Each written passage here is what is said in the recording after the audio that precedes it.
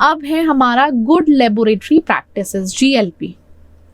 अब GLP, GMP ये सब हमने पढ़ लिया है, ठीक है, GLP के बारे में डिस्कस करेंगे।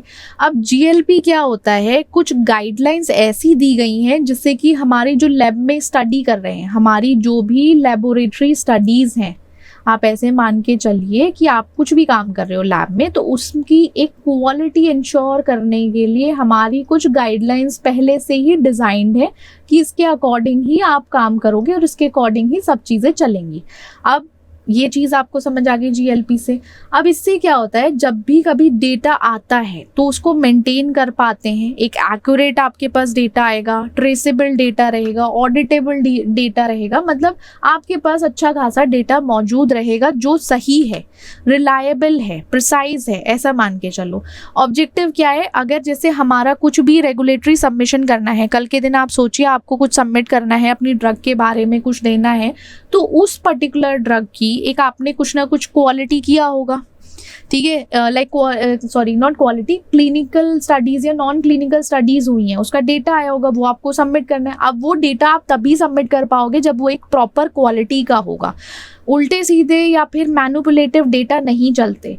तो उसका ये है कि आपकी क्वालिटी रहेगा, इंटीग्रिटी रहेगी आपकी स्टडी के डेटा का, जो आप रेगुलेटरी बॉडीज़ को सबमिट करोगे। अब कुछ स्टडीज़ हैं सिस्टमैटिक वे में, वेल डॉक्यूमेंटेड मैनर में होने ज़रूरी है, तो वहाँ GLP ज़रूरी है। रिलायबल डेटा आता है, एक्यूरेट डेटा आता है, और साथ ही साथ जो GLP है ना, वो प्रमोट करता है SOPs, जितने स्टैंडर्ड ऑपरेटिंग प्रोसीजर्स हैं वो उनको देता है कि इसके अकॉर्डिंग ही सब चीज़ें होनी चाहिए। आपका जो टेस्ट रिजल्ट है उसकी यूनिफॉर्मिटी बनी रहनी चाहिए, कि यूनिफॉर्म रहे, कंसिस्टेंट रहे, ये ज़रूरी है GLP के थ्रू। एडवांटेज क्या होता है, अब एडवांटेज तो आप खुद समझ लीजिए। सबसे पहली चीज़, आपका जो डेटा है हाई क्वालिटी का आपको डेटा मिल जाएगा, अच्छा खासा डेटा, आप उस पर रिलाई कर सकते हो, आपका प्रोडक्ट की सेफ्टी एफिकेसी बनी रहेगी।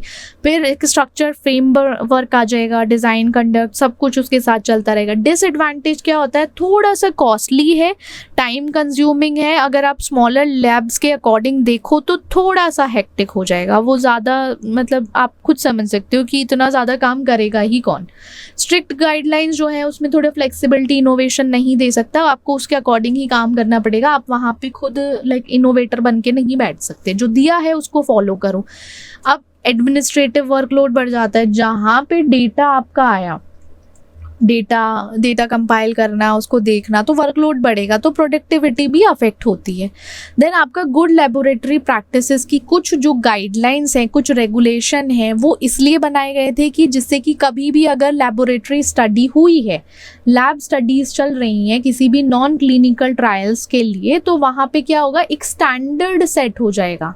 वो स्टैंडर्ड कैसे सेट होगा, वो स्टैंडर्ड सेट होता है गाइडलाइंस के बेसिस पर, ठीक है, गाइडलाइंस के बेसिस पर सेट होता है, इसलिए GLP ज़रूरी है। अब आपका जो ये स्टडी है ये सपोर्ट करता है कि आपका जो भी प्रोडक्ट है उसका इवैल्यूएशन हो सके सेफ्टी एफिकेसी के लिए। कुछ ड्रग्स हैं, बायोलॉजिक हैं या मेडिकल डिवाइसेस हैं, वहाँ पे GLP जो है नेसेसरी है, बहुत ज़रूरी है।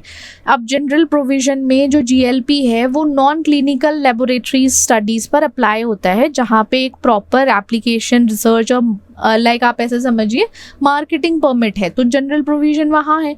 अब स्टडीज़ जो रहती हैं वहाँ पे रिटन प्रोटोकॉल्स हैं, आपकी जो भी गाइडलाइंस हैं, आप गाइडलाइंस तो रिटन ही रहेगी, ऐसे तो आ नहीं जाएगी, वहाँ पे कुछ प्रोटोकॉल्स रहेंगे, रिकॉर्ड्स रहेंगे, आपका कोई स्पेसिफाइड टाइम पीरियड रहेगा, वो भी मेंटेन करना पड़ेगा। तो ये आपके सारे जनरल प्रोविज़न में आते हैं। देन आपका ऑर्गेनाइजेशन और पर्सनल है।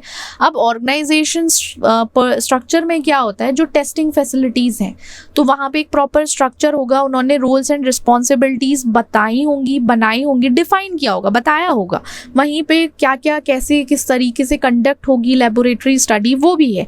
वहाँ पे आपका एक डेजिग्नेटेड स्टडी डायरेक्टर बैठा रहता है, जो मेक श्योर करता है कि आप जो चीज़ें कर रहे हो लैब में, क्या वो GLP रेगुलेशन के अकॉर्डिंग है या नहीं, या आप उसको फॉलो कर रहे हो या नहीं, वो उसके लिए वहाँ पे स्टडी डायरेक्टर बैठे होते हैं।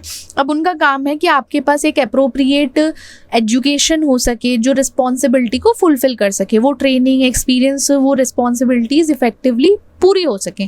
फिर आपके पर्सनल है, पर्सनल में लाइक जैसे स्टडी है, स्टडी कोई कर रहा है उसमें आपके साइंटिस्ट हैं, टेक्नीशियंस हैं, सपोर्ट स्टाफ हैं, तो उनको इतना ट्रेंड होना चाहिए कि वो जो भी टास्क कर रहे हैं उसको प्रॉपरली कर सकें, मतलब क्वालिफाइड होने चाहिए। आपके जो जितने भी पर्सनल हैं ऐसे मान के चलिए वो ट्रेंड होने चाहिए एंड क्वालिफाइड होनी चाहिए उसको काम करने के लिए, पूरी गुड लैबोरेटरी प्रैक्टिसेस के लिए ज़रूरी है। अब वहाँ पे उनको ट्रेनिंग भी मिलती है GLP के हिसाब से कि उनको फॉलो करें, स्टडी प्रोसीजर्स भी रहते हैं वो भी पता होने चाहिए। अब फैसिलिटीज़ में जैसे फिज़िकल एनवायरनमेंट है जहाँ पे नॉन क्लिनिकल लेबोरेटरीज़ को किया जाता है, तो उस हिसाब से उनको डिज़ाइन होना चाहिए, फैसिलिटीज़ प्रॉपरली मिल सकें। एक आपका जो भी पूरा स्ट्रक्चर है वो वेल डिज़ाइन कंस्ट्रक्टेड होना चाहिए और मेंटेन्ड होना चाहिए कि जिससे कि उसकी क्वालिटी इंटीग्रिटी जो स्टडीज़ की है वो बनी रहे।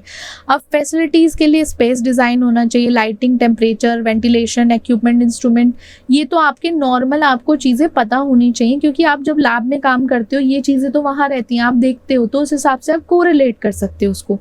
इक्विपमेंट्स में इंस्ट्रूमेंट डिवाइसेस आते हैं, GLP में आपके जो इक्विपमेंट्स हैं प्रॉपरली डिज़ाइन, वैलिडेटेड, कैलिब्रेटेड होने चाहिए। टेस्टिंग फैसिलिटीज़ में आपका एक प्रोटोकॉल डेवलप्ड होना चाहिए, उसको आपको पढ़ा होना चाहिए, स्टडी होना चाहिए, पूरा डेटा मैनेजमेंट रहे। टेस्ट एंड कंट्रोल आर्टिकल्स में आपके कुछ का आर्टिकल्स आते हैं जहाँ पे जैसे कोई भी कंटामिनेशन को प्रिवेंट करने के लिए कि जिससे कंटामिनेशन ना हो, तो वहाँ पे आपका प्रॉपर आइडेंटिफाइड, लेबल्ड, स्टोर्ड रहता है, आर्टिकल्स बने रहते हैं पूरे तरीके से कि आप यहाँ पे कंटामिनेशन ना हो, उसको ना हो इसलिए रहता है।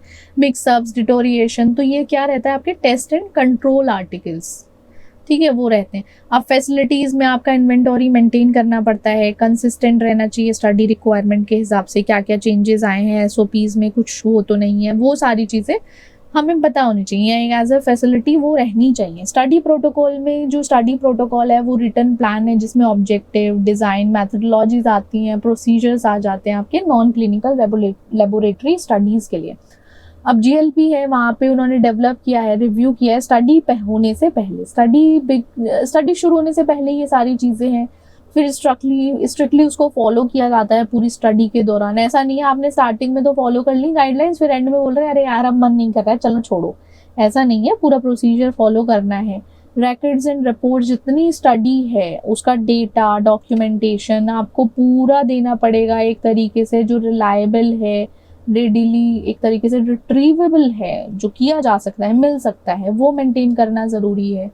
फैसिलिटीज़ में आपका SOPs, टेस्ट और मेथड प्रोसीजर्स के लिए बहुत ज़रूरी रहता है। आपके पर्सनल की ट्रेनिंग ज़रूरी है, उसका रिकॉर्ड रखना भी ज़रूरी है कि एग्जैक्टली उसको क्या ट्रेनिंग मिली है, किस चीज़ की ट्रेनिंग हुई है उसकी।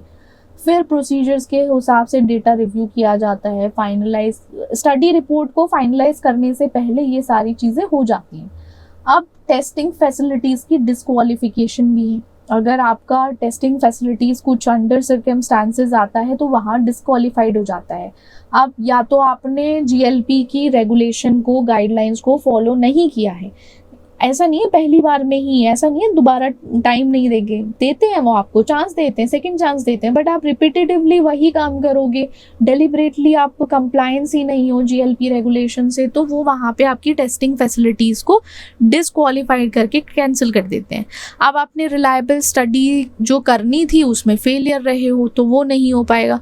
तो जैसे डिस्क्वालिफिकेशन का भी एक प्रोसेस है, आपकी फैसिलिटीज़ के पास जैसे कोई भी इंस्टीट्यूट है, कोई फैसिलिटी है, उसके पास क्या एक लाइक रिटन नोटिस आएगा कि आपको चांस दिया जाएगा बताने का, हर चीज़ का चांस दिया जाता है कि एग्जैक्टली हुआ क्या है, आपको अपॉर्चुनिटी मिलेगी रिस्पॉन्स करने के लिए। फिर रेगुलेटरी अथॉरिटी एक फाइनल डिसीजन पर आएंगे, वहाँ पे हियरिंग रखी जाएगी, हियरिंग में सुना जाएगा, आपका पक्ष देखा जाएगा एक तरीके से।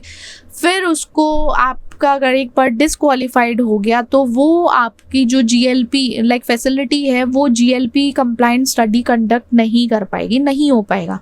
फिर रेगुलेटेड इंडस्ट्रीज़ हैं वो एक प्रॉपर अप्रोप्रिएट एक्शन लेगी कि पर्टिकुलर इस स्टडी की वजह से कोई फैसिलिटी से नॉन कंप्लायंस तो नहीं हुआ।